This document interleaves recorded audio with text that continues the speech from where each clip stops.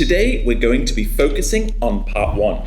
Remember, if you have a strong start to the IELTS test, I promise you your confidence will develop. So, part 1 normally lasts around 4 to 5 minutes. They will ask you a number of questions, but try to aim to give answers that are not too long. Don't overthink it. Remember, aim for around 15 to 25 seconds per answer. On some occasions, you might push that up to 30, but don't be afraid if the examiner interrupts you. Team, for IELTS Part 1, I need you to imagine that you're having a conversation with a friend. I want you to have that natural passion, enthusiasm, and intonation in your voice to be successful. But let's also share a few tips. Tip number 1. If possible, try not to repeat the question when speaking. If they ask you, do you like the gym? Don't say, yes, I like the gym. We can say, yes, I absolutely love visiting the gym. Or I am a big fan of visiting the gym. If you want to be even more natural, you can use phrases such as, well, that's a great question. Yes, I've always been a big fan of hitting the gym to work out and get a body to die for. Remember guys, if possible, try to paraphrase. Don't repeat the question. Next, always focus on topic-specific vocabulary. This is really important.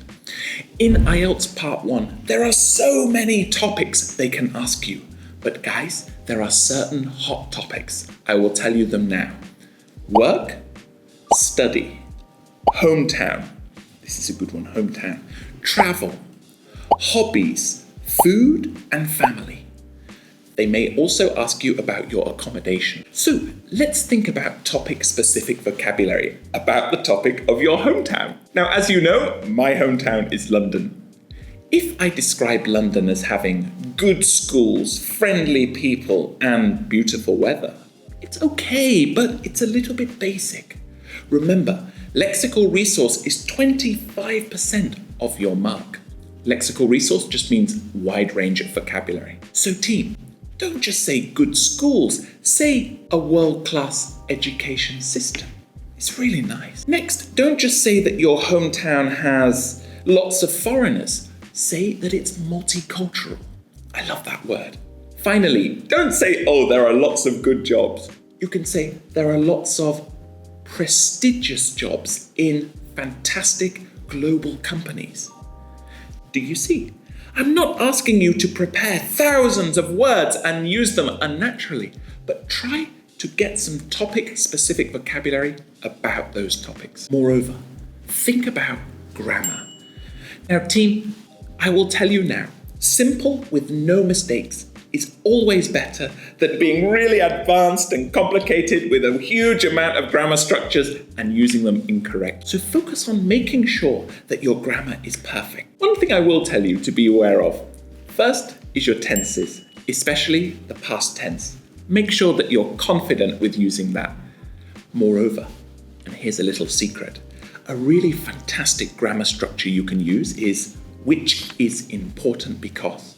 The important we can change to significant or special or wonderful or vital. But this is a great structure. So if you say, my hometown is a thriving metropolis that is very multicultural, which is important because I can practice my English with handsome foreigners. Another one, you can say, Ho Chi Minh has lots of prestigious job opportunities, which is vital because people can earn a high salary and have a better quality of life. I love that. If you want to talk about something being negative, you can say, which leads to. Ho Chi Minh is very overcrowded, which leads to a very high cost of living, especially property prices. Secret grammar structures you can use. My next piece of advice is try not to list. If they ask you in the IELTS exam, who do you live with? A lot of students will be very nervous and say, oh, I live with my mum, my dad, my brother, my sister, my grandma, my granddad, my uncle, my auntie. Troy. If possible, try to use adjectives. I stay with my handsome dad, my stunning mum, and my cute wife. the people I love most in the world. We're using adjectives. If they ask you about your house, don't just say, I have a bedroom, a bathroom, a kitchen, a dining room. You can say no. Instead, use phrases. Oh, I have a luxury kitchen where I love to cook for my stunning family. Or I have a spacious master bedroom with an ensuite bathroom, which is very comfortable. It's beautiful. Moreover, I have a balcony with a breathtaking view of the vibrant city of Ho Chi Minh City. Next tip, try to remember, don't list, okay? Trying to speak in a really natural way. Next, guys, one thing that students often ask me is, can I give negative answers? And the answer to that is absolutely yes. Not everything has to be wonderful or amazing or fantastic. So if they ask you, is there anything you dislike about your school? You can be honest. I would avoid using the word hate. Oh, I really hated my teachers. Hate's a little bit strong. Better to say, I was not really keen on, or I was not a big fan of something. That's a great one. Remember, guys, in part 1, you're just talking to a friend, yeah? Smile. You can be honest. Tell the truth, okay? For me, I would say, to be honest, I was not a big fan of the heavy workload due to the fact that it made me feel exhausted every day. Great tip, guys. Don't be scared to be negative sometimes. Next, and this is a top tip, please do not forget about the power of examples. In part 1, remember, you can talk about yourself, your family, your friends. There are 2 great ways to give examples, and I want to show them to you now. The first way is just to say, for example, last year or last week or last month. Then we can say in order to as well as. The second one is to say, I can vividly remember when I was a child, when I was younger, and then tell a mini story. Let's look at a question now. The question, do you like to travel? Now, you don't always have to say yes. You can say absolutely. Absolutely. I love nothing more than getting away from it all. Not only because I can learn about new cultures, but also I can try new mouth-watering cuisine. For example, last year, I traveled to the majestic mountains of Dalat in order to try the delicious coffee, as well as take photos of the breathtaking views. Do you see? I've given an example. I've supported my idea. The next way is to use the second technique.